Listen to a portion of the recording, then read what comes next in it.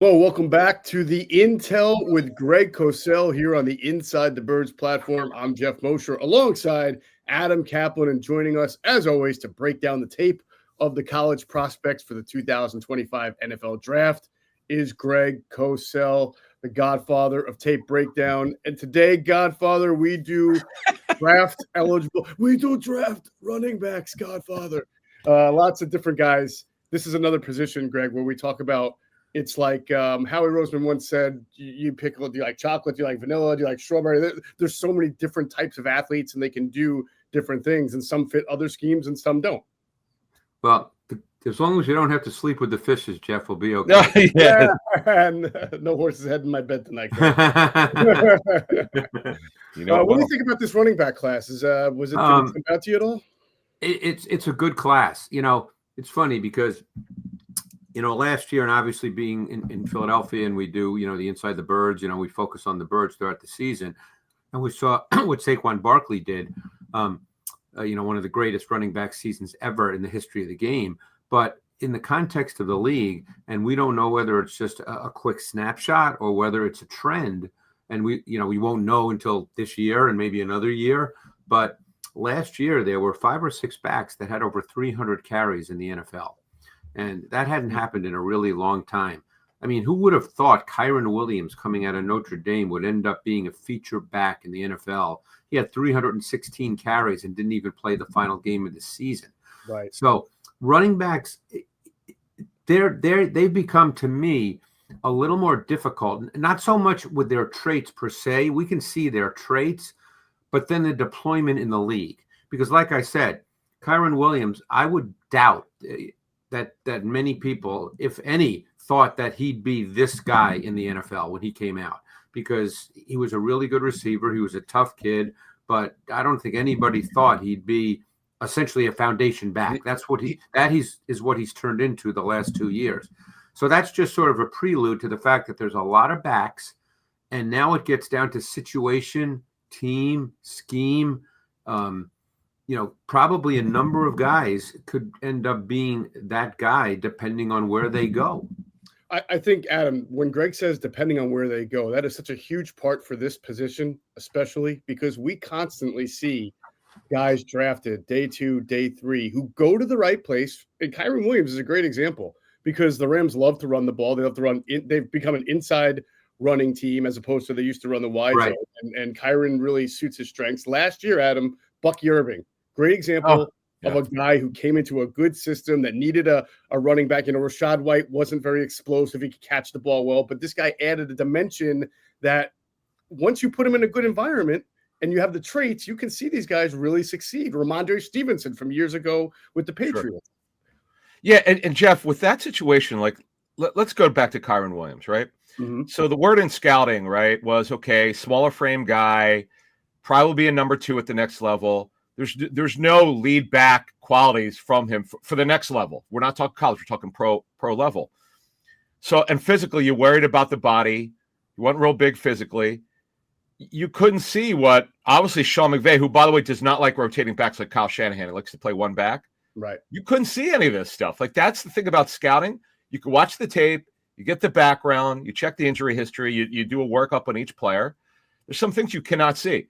Greg brought it up, and he's absolutely right. There's no way you could have known Kyren Williams would be a feature back. There's absolutely nothing that would have spelled that. Bucky Irving was drafted to be the backup for Rashad White. On your point, he's got more juice.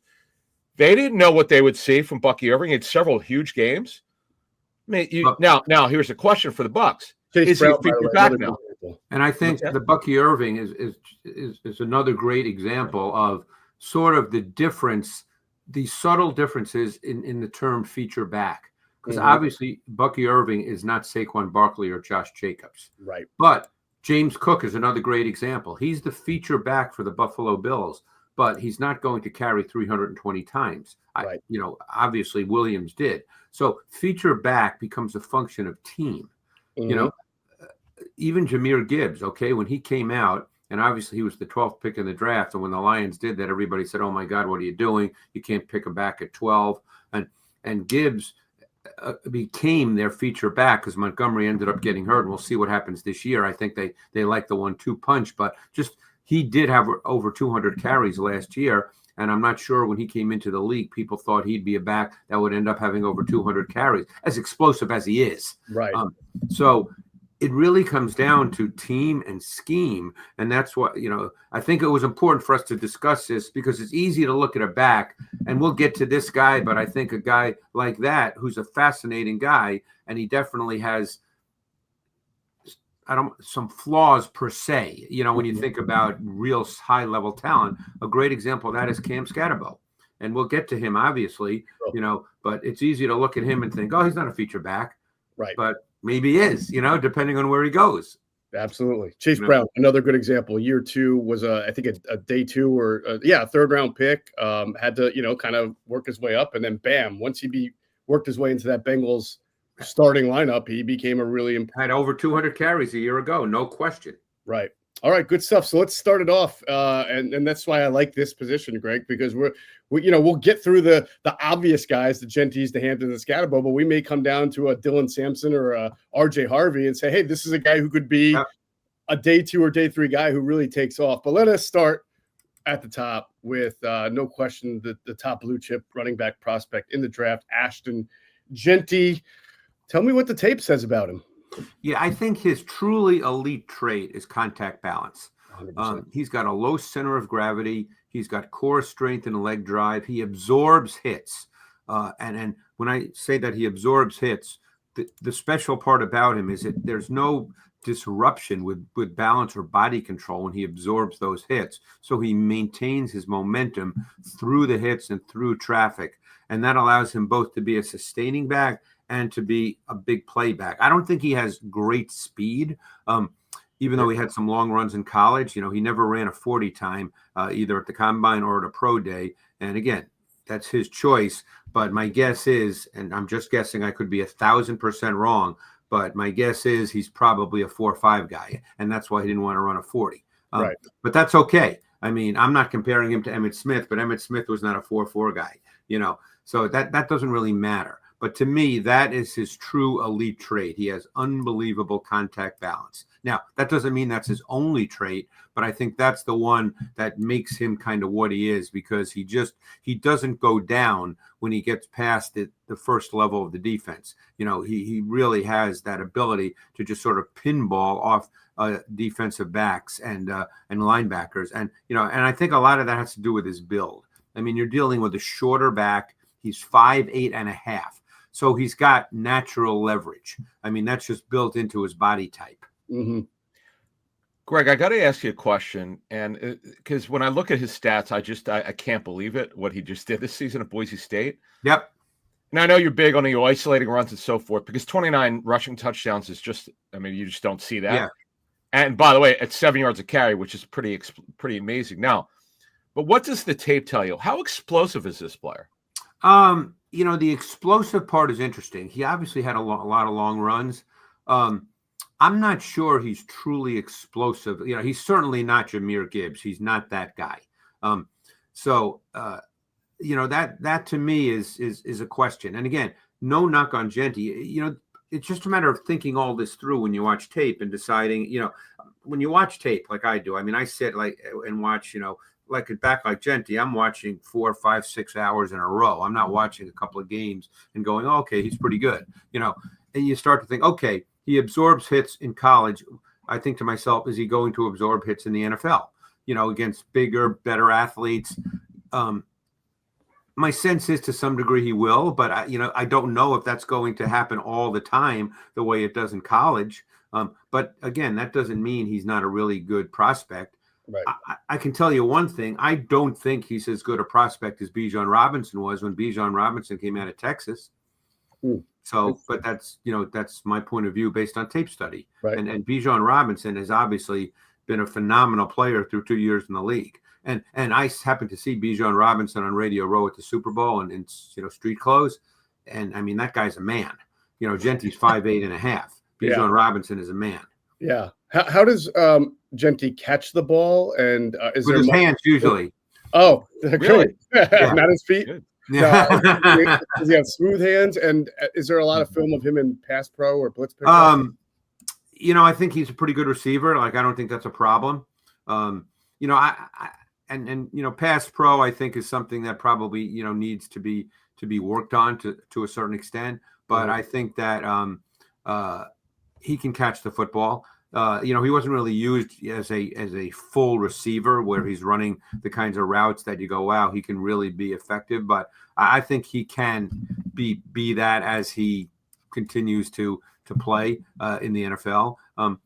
It'll be interesting if he's truly, like, the other thing I thought of, and like I said, we'll see. And this is no knock on Genty. I mean, his tape is outstanding. And as I said, he certainly has elite traits in certain areas. But I don't believe he's like a Saquon Barkley type. I'm not sure he's going to carry 340 times. Right. You know, I don't know that, you know, I keep thinking about that, you know, as I watched him, you know, as good as he is, I'm very curious to see if he can do that. It's interesting. When I watched him, guys, and I'm no expert, but the two guys that jumped out to me, where if you kind of blended their skills, would be, I guess, Maurice Jones-Drew from a body type standpoint, but he's got a subtle movement that reminded me of a little bit of LaDainian Tomlinson as far as being able to move around guys and make guys miss like a Corvette weaving through traffic, which you don't typically see with the big guys like that. That's a high comparison, because obviously Tomlinson was a great back. And that's, I know you're not saying that he's LaDainian Tomlinson. He's a Hall of Famer, as we're talking today. We do this all the time, and then people think that's what you mean. I get that all the time as well, as you know. But there's no question he's a really good prospect. But I heard someone say that he's the best running back prospect in the last 10 years. I would have a difficult time making that statement. But he's a really good prospect. There's no doubt about it. Jeff, when you look at the number of carries, and this would be concerning, he averaged nearly 27 carries per game this past season. 374 carries in just 14 games at under 5'9". As we get closer to the draft, I'm gonna just query various NFL people to see what they think about that amount of work. But bottom line is he's a really good prospect. But Jeff and Greg, the next guy that we're going to talk about, I know some scouts who like Omarion Hampton, Greg, better than Genty, and which might be blasphemy for some people, but it is what it is. Greg, what's the tape tell you? To be honest with you, those thoughts went through my mind, you know, when I watched Omarion Hampton. And again, you know, I don't make lists, so I'm not sitting here saying, oh, well, here, you know, Hampton's 1, Genty's 2. I'm you know, I don't do that. You know, I just look at the guys. But, you know, sometimes you watch it back and you just say to yourself, and I felt this way with Bijan Robinson, you just go, that's an NFL back. He just looks like an NFL back. And Hampton, to me, was that guy. I really like Hampton's tape a lot. I did him last summer from 2023, and I did him this year.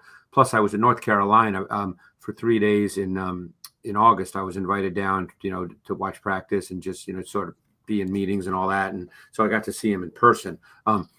But he's got size, burst, speed, physicality, power.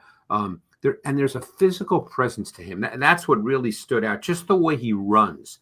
Like, I could easily see him as I was watching him thinking, this guy's an NFL foundation back. There's just a physical presence to him. And I don't know what's in his head, but I felt watching him as if he had that foundation back mentality.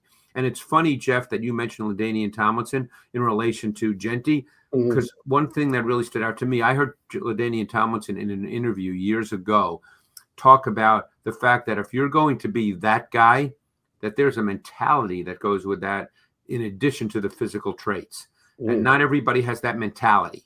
And I felt watching Hampton, he had that mentality of being a guy that can be a 4-quarter workload.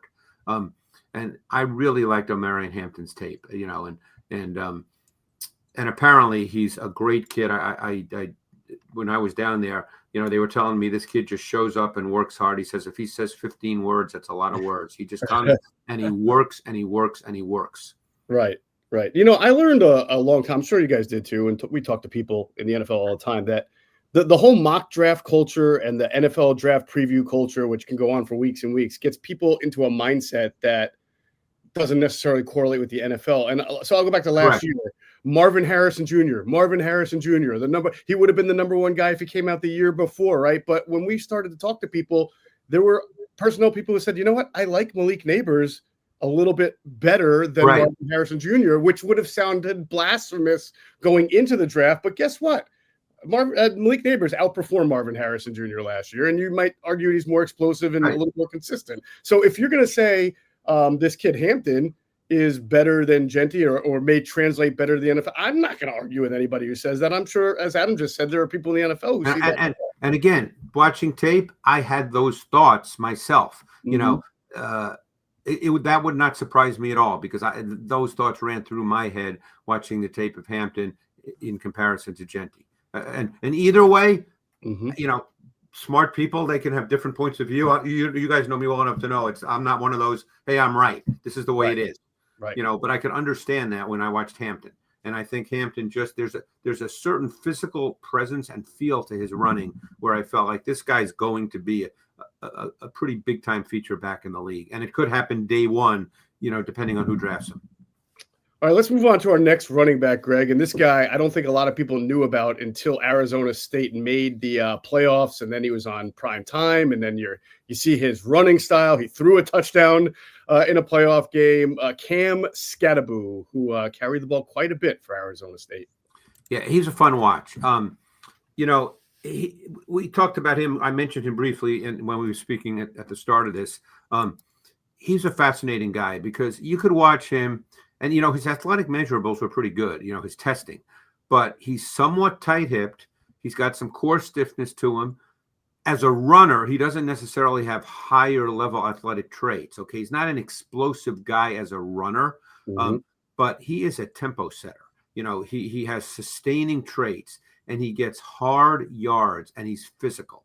And there's always a place for hard yards. I mean, that's what this league is for backs. I mean, you know, we talked about that with Barkley this year. And again, I'm not comparing Skattebo and Barkley. I'm just trying to make a general point. We talked about that with Barkley this year, that all of a sudden, you know, when things maybe were blocked for 3, he got 8. And that changes everything about an offense and a back. You know, I mean, how many times did the Eagles, I don't have the numbers, you know, but on 2nd and long, they ran Barkley. And all of a sudden it was 3rd and 3. And we know how, and the Eagles being a 4-down offense, we know how important that became. But anyway, and Skattebo is that kind of guy. I mean, he is just a physical guy. I mean, he gets those really tough yards. He's got a compact frame. He's got that mental toughness. You can just see it in the way he plays that we spoke about a moment ago. He's got really good contact balance. And as I said, he's a finisher. So again, you know, you don't look at this guy and go, oh, there's a great feature. Like, you don't look at him and go, he's just like Omarion Hampton. Like, clearly Omarion Hampton, you know, just looks like a better player because he is. But I started to think, in the right system, with the right quarterback, the right O-line, the right receivers, could this guy be a feature back? I mean, he's 219 pounds. You know, he's not a little man. So to me, he's very team and scheme specific, but he could be. Greg, his receiving numbers were phenomenal last season. What does he look like in the past? Yeah, he's a good receiver. He's a very good receiver, and they used him, you know, detached from the formation at times, you know. So he was really, really good on swing routes out of the backfield where he had space, because he needs space to generate speed and velocity. I mean, he's not going to be a 4-3 guy. But against Texas, he was a factor as a receiver, detached from the formation, running vertical routes. Yeah, he caught a long touchdown pass against them, if I recall correctly. Yeah, so he has that ability. But, you know, this guy works really effectively in confined space and gets those tough yards. I mean, he's got a strong lower half. He's 5'9.5", 219. So, you know, and his vertical jump was almost 40 inches. So, like I said, his testing measurables were pretty good, although he's not a great athlete when you watch him run. But there's something about this kid that is very intriguing to me. And I'm curious to see where he goes. And my guess, Adam, you know, you talk to a lot of people. I know you two do, Jeff, but that there'll be different points of view on this kid. Like, some teams could love this kid and other teams could think, he's not for us. You know, the stiffness thing is something that you got to get through. Yeah, man, Jeff, as I send it back to you, to average over 13 yards per catch on 45 receptions is outstanding. That's hard to believe. Yeah, right. Now, I know it's college football and there's more space, but that's phenomenal.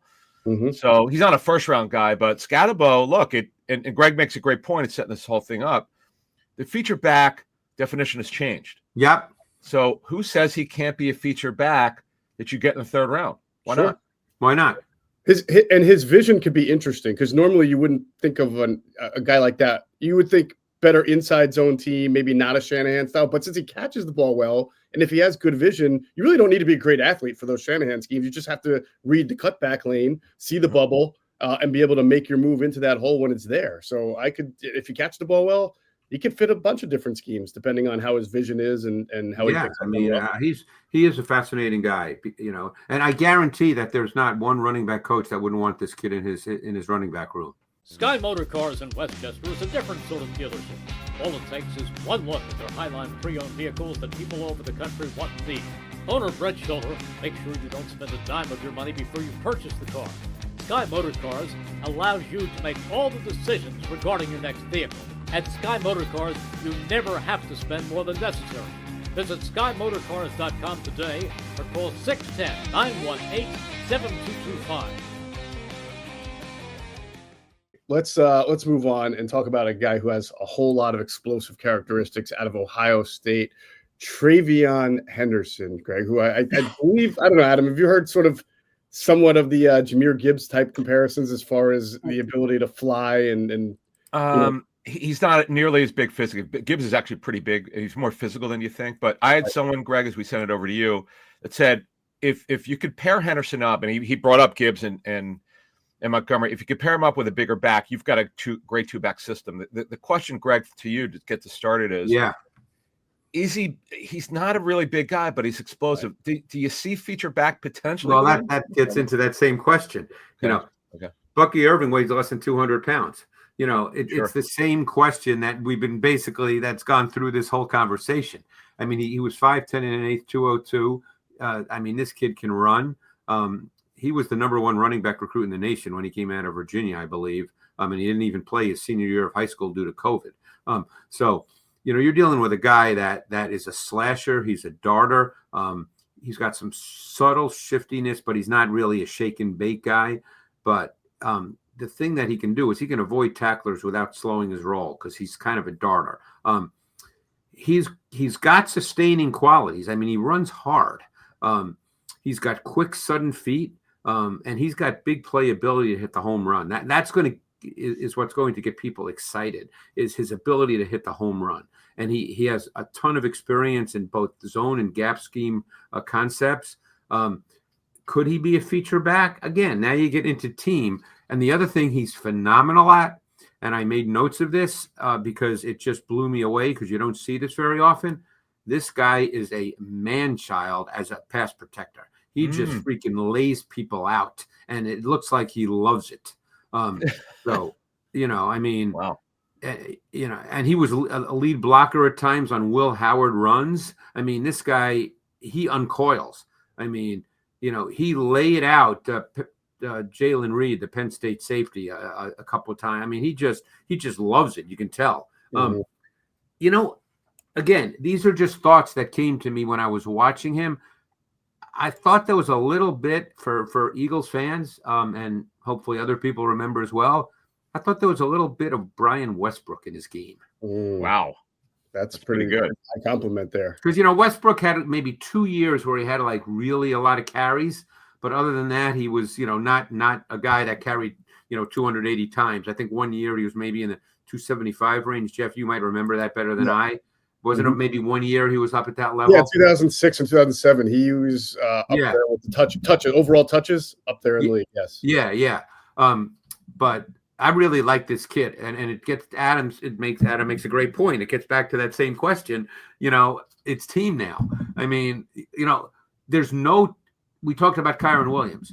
I would doubt very much that when Bucky Irving came out of Oregon last year, and I really liked his tape a lot, but he's 5'9", 192, that I would doubt anybody said, this guy's carrying 200 times this year. I would doubt anybody said that, even if you love the kid.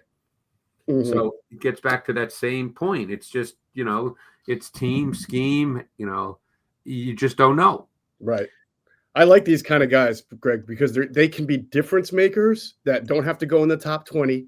if you're a team like the Chargers and you have a good quarterback, good offensive line, and you got Najee Harris and you're trying to recreate a little bit of that Lions Thunder Lightning thing, you bring this guy into your offense and he's going to give you explosive plays that you're not getting from your passing game. You get it in your passing and running game with this kind of and the definition of feature back is different for the Eagles and the Bills, let's say. James Cook's not going to carry 320 times. Right. But yet he's their feature back. It's different. Let's stay, before we move on to the next player or next team, let's stay at Ohio State just to finish that school off. Quinshon Judkins. Greg, what are you they're totally different backs. Okay. Judkins is your classic sustainer. Judkins to me is a lowercase version of Omarion Hampton.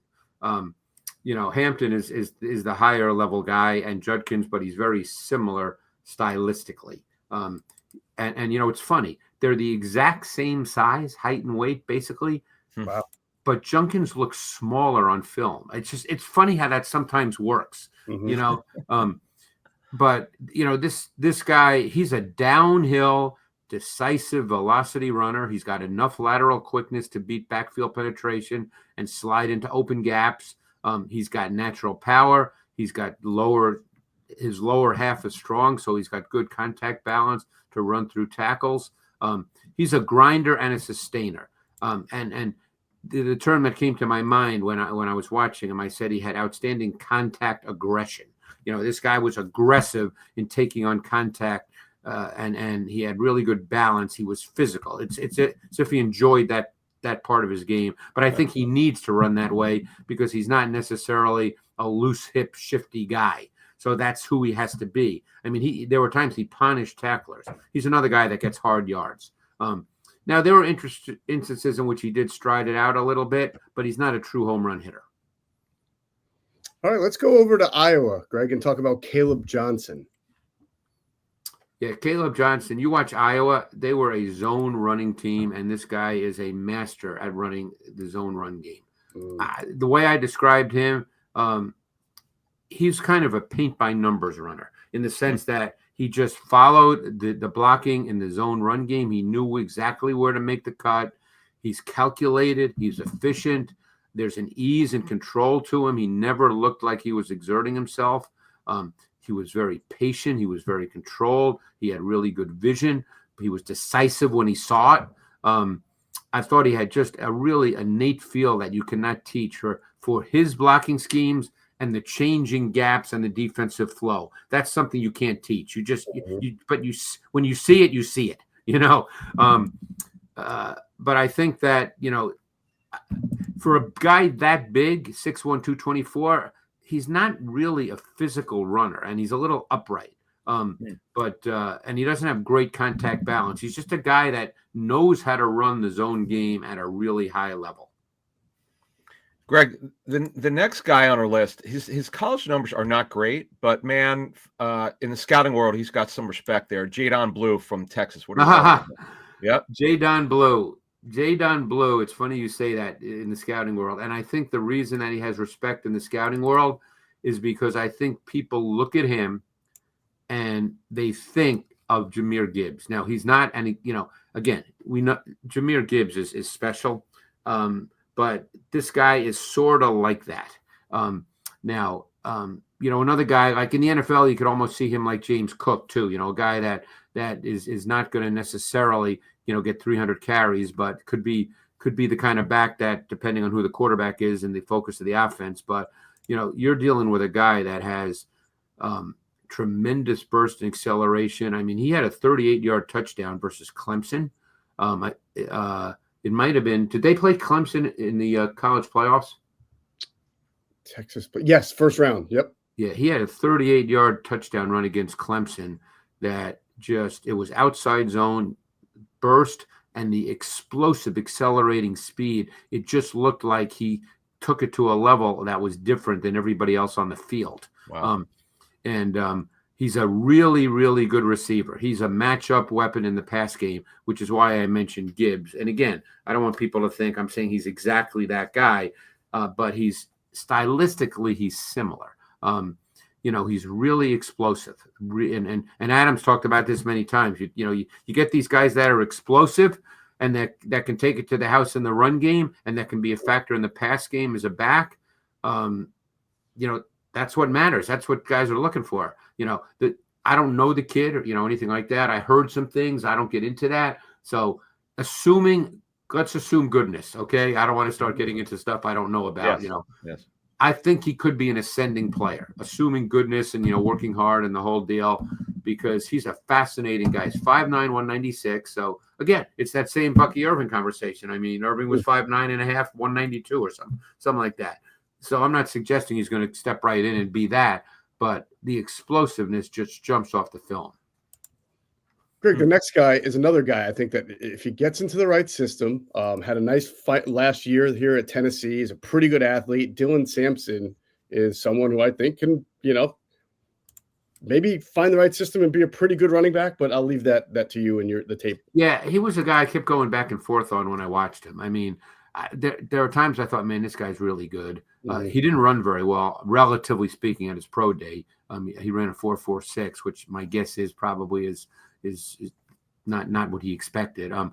I think he's got an innate feel as a runner, though. I mean, there's a patience to running, there's a discipline to running, particularly in gap scheme, true in zone as well, obviously. I think he has burst to hit the hole with velocity. He's not a big guy. He's 5'8" and an eighth and 200 pounds.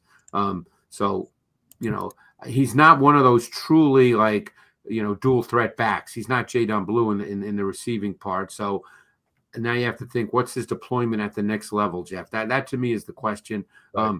I think he's physical and competitive, but there's a big difference between physical and powerful. And that's a difference that Merrill Hodge taught me for years and years. You can see a lot of backs who run hard, but they're not necessarily powerful. And he runs hard, but he's not powerful. So as I kept watching him, I kept thinking to myself, what is he in the league? And it's that same conversation, but I came back to believing that he's probably more of a complimentary type guy than a guy you're going to draft and say, he's my guy. Right. Gotcha. All right. The next guy had really good production his final 2 years at Central Florida. That's RJ Harvey, Greg. Yeah, RJ Harvey. I want to do more work on him because I think he's a fun watch. He can run, huh? What's that? He can run. I really like this kid from what I've seen. And like I said, he's one guy I've started and I need to do more work because I'm enjoying him. I just, haven't done as much as I normally do with backs, but he's got a really compact frame. But he's got really good shiftiness. Like here's a guy that has shiftiness. I mean, he has a make you miss element to his game. And I really loved his patience as a runner. He almost had a wait and see approach to his running. He tempoed the point of attack with calculation and intent, and that, I don't think you can teach that. I think guys, it's like when we talk about quarterbacks, about seeing the field, like some guys can see the field and some guys can't. And it's hard to teach, a guy who doesn't see the field. Well, we're going to teach you how to see the field, So I think Harvey just is one of those guys that sees it. And when he sees it, he's really decisive with burst. And particularly at the first and second levels, he's a darter, he's a slasher, he's got some power to him, he's got a strong lower half, he's got really good contact balance. There were a couple of times he showed a powerful stiff arm that just dropped tacklers in the dirt. So this kid, to me, again, it's that same conversation, but I really like this kid a lot. I mean, like I said, I want to do a little more work on him because he's fun, but Adam made a great point. These are the guys that could get drafted third, fourth round, and all of a sudden they're feature backs, depending on who drafts them. Mm-hmm. Greg, in the state of Kansas, we've got DJ Giddens from Kansas State and Devin Neal from Kansas. Can you give us a little double breakdown on those guys? Yeah, Giddens, I actually did not do because I'm working with someone else, and he did them. So I left Giddens alone, but I did do Devin Neal in detail. Okay. Devin Neal he is almost, I'm trying to think of the best way to describe him because I like him. I'm not sure, he's not really an explosive guy, but he's just a really good runner. He's smooth, he's efficient, he's got balance, he's got body control, he can make sharp, darting, decisive cuts. There's a shiftiness to him that really did stand out. But like I said, he's not really an explosive guy, which did show up in his 40 time. He ran a 4.58, but I kind of knew that just because I'd seen him a little bit before the combine. So I thought he was really good running outside zone because he's patient. He's got good vision. He understands how to run. He could read the gaps changing. He could read the defensive flow. And he's a really good receiver, So he's a guy that probably is not going to be for everyone because there'll be some people that look at his 40 time and the fact that there's not an explosive feel to him and say, nah, but to me, he's a really interesting guy. Interesting. You know, it's funny as we finish this list off, Jeff. Yeah. Almost every player here at some level could be a feature back. Like there's some feature qualities to them. Well, I asked Greg at the start if he liked this running back class because I felt just going through it myself that and seeing some of these guys that there's some potential here in the mid to late rounds. And there's other guys, not that we're not going to start, talking about more and more guys, but there's other guys who I think are going to play in the league, like Montrell Johnson out of Florida. I think he's going to play in the league. Now he's not a feature back. He's not a guy you're going to go, oh my God, we got to get Montrell Johnson. But look how many guys play in the league at running back. And there's a lot of these guys that are definitely going to play in the league, in my opinion, anyway. One more for you. Is it you? Oh, I'm sorry. I was going to add because I know Greg, I believe, has spoke about Damien Martinez. We got him, right. Good. Damien Martinez we forgot about him. I love Damien Martinez. Good. To me, Damien Martinez, and again, just so people understand, I hope they've understood because I've been doing this a long time, that the comparisons, when someone pops into my head, I don't want them to think, oh, you're crazy. He kind of reminded me of Josh Jacobs, the way Jacobs is now, because Jacobs is not quite the explosive guy that he was when he came in the league, but he's just so physical. I mean, Damien Martinez is that guy. And I watched him last summer at Oregon State. He transferred to the U. He doesn't have a lot of tread on his tires. He runs through and over people. He's a powerful guy, but with light, quick feet. I'm glad you mentioned him, Jeff, because to me, he could be a feature back in the league. Again, that's what you get down to. But he's big. He's in the 217, 220 range. Mm-hmm. But I really love Damien Martinez tape. Both years I watched him, loved him. You catch the ball well? I don't think he'll be that guy. Yeah. Can he? Again, now you never know if a guy develops into being that guy. Mm-hmm. I mean, it's like Najee Harris when he came out, and he was a great receiver. And I talked at that time. I said he's not going to be your third down back. He's just not.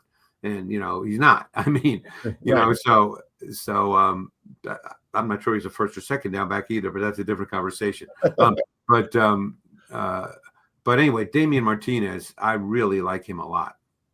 Like he's a tempo setter back to me. Okay. He's that kind of back. He's a Good physical group, swagger attitude back. He's going to get the hard yards. He's going to run, and all of a sudden it's 2nd and 3. Nice. Great stuff. All right. That is a look at the running back class. Certainly a very good class, diverse class. A lot of high potential there for the running backs in the 2025 NFL Draft. That'll do it for this edition of the Intel with Greg Cosell. For Greg Cosell and Adam Kaplan, I'm Jeff Mosher. Thank you all for watching.